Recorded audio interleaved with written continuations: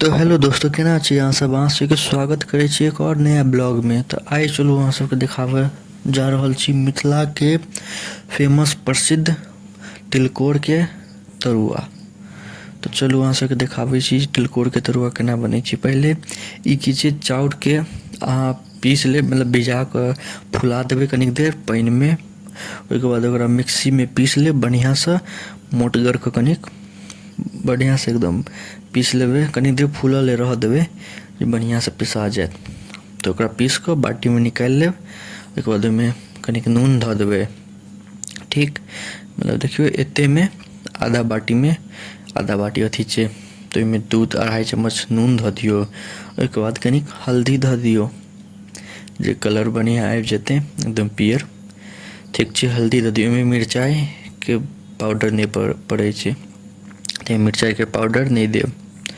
ठीक छै, ओ पड़ै छै ओ जे अथी होइ छै ने, और जे तरुआ सब बनै छै ओहिमे पड़ै छै। जेना कोबी के भऽ गेल, भाँटा के भऽ गेल, परोड़ के, आलू के, ओहि सबके जे तरुआ बनै छै ओहिमे मिरचाइयो के लोग पाउडर कनिक दऽ दै छै, मिरचाई के बुकनी, तऽ नीक लगै छै। ई देखियौ मैदा में बनत, नहीं तऽ चाउर के एना पिठार बना कऽ ओहिमे बनै छै। से अहाँ सब देख लेब, बहुत आसान तरीका छै तिलकोर के तरुआ बनाबऽ के, बहुत मस्त बनै छै। मेन मजा आयत खाय में इएह में, की कहै छै एकरा, चाउर के पीस कऽ पिठार में, आ इहे में खाय में नीक लागत। ओ मैदा वाला नहीं नीक लगै छै, ज़्यादा चाउरे के पिठार में नीक लागत। ओहिमे हल्दी, नून हल्दी सब दऽ देबै और बढ़िया से ओकरा मिला लेब। देख रहल छी कते बढ़िया से मिल रहल छै। एकरा एकदम बढ़िया से मिला लेब। ओहिके बाद चलो अहाँ सबके देखाबै छी पत्ता हमर बाड़िए में छलै, बहुते पत्ता के गाछ छै। ओहो पत्ता के अहाँ सबके हम एक दिन ब्लॉग बढ़िया से बना देब। पूरा बाड़ी में जे भी चीज सब छै, पानो के पत्ता छै, इहो पत्ता सब, जे भी चीज सब छै बाड़ी में रोपल से अहाँ सबके देखायब। तो ओकरो एगो ब्लॉग बना कऽ डालि देब। तो देखियौ अब अहाँ सबके देखाबै छी एकर पत्ता, देख लियौ। इएह छै तिलकोर। अहाँ सब मिथिला से आब चिन्हते हेबै। देखियौ तिलकोर के कते सुंदर पत्ता सब छै। एकरे कहै छै लोग तिलकोर। एकरे ओहिमे आब पिठार में डुबा कऽ, पिठार कहियो जे कहियो, देखियौ एनाही डुबा लेब। कनिक पातर बनि गेलै, लेकिन ठीक छै, एहनो ठीक छै, इएह बढ़िया होइ छै। ओहिके बाद तेल गरम करै लेल दऽ देबै। ओतेक देर तक तेल गरम भऽ जायत, फेर ओहिमे एनाही धऽ लेब। देख लेब अहाँ सब जे लोहिया में कते जगह छै, ओहि हिसाब से अगर एगो पत्ता के जगह या तो एकेगो पत्ता देबै, अगर दूगो पत्ता के जगह या तो दूगो पत्ता दऽ देबै। तो कंजेस्टेड खाली नहीं होए जे सटि के नहीं, ओना खराब भऽ जायत, उल्टाओ में कनिक दिक्कत आयत।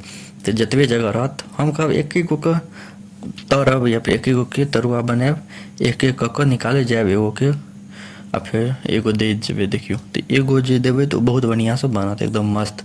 ओना दूगो में उल्टाओ में दिक्कत भऽ जाइ छै, एगो टूट फूटि जाइ छै। तो जेना अहाँ सबके सुविधा हुए, जेहन लोहिया हो या ओहि हिसाब से अहाँ सब कऽ लेब। ठीक छै, बहुत आसान तरीका छै। ओनाही पिठार बना लेब, ओहिमे नून हल्दी सब डालि कऽ बढ़िया से मिला लेब। फिर पत्ता के बढ़िया से धो धा कऽ, ओहिके बाद ओहिमे डुबा कऽ तेल गरम करल ताबत धऽ देबै। ओहिमे तेल गरम कऽ कऽ बढ़िया से तरि देबै। जेना माछ के अहाँ सब तरै छी ओनाही एकरो तरि देब बढ़िया से। देखू एते जे करगर भऽ जायत, अहाँ सबके में जरल लगैत हैत, लेकिन ई जरल नहीं छै। देखियौ बाहर निकलते एहन जे करगर भऽ जायत, एकदम कुरकुर, तो निकालि लेब ओकरा। देखियौ अखन एगो निकललै या, और निकलते तब अहाँके पूरा एके साथ देखाबै छी पूरा निकलल के। देखियौ पूरा निकलि गेलै। एते बनेलियै आइ, तो बतायब अहाँ सब केहन लागल। बहुत आसान तरीका छै तिलकोर के तरुआ बनाबऽ के। अहाँ सब घर पर जरूर ट्राई करब, एकदम कुरकुर बहुत मस्त बनलैए। तो एते देर तक देखऽ के लिए अहाँ सबके धन्यवाद। नीक लागत तो लाइक कमेंट शेयर सब्सक्राइब जरूर करब, और बतायब केहन हमर रहैया मिथिला से जुड़ल ब्लॉग। तो मिलै छी अगला वीडियो में, तब तक के लिए जय हिंद, धन्यवाद।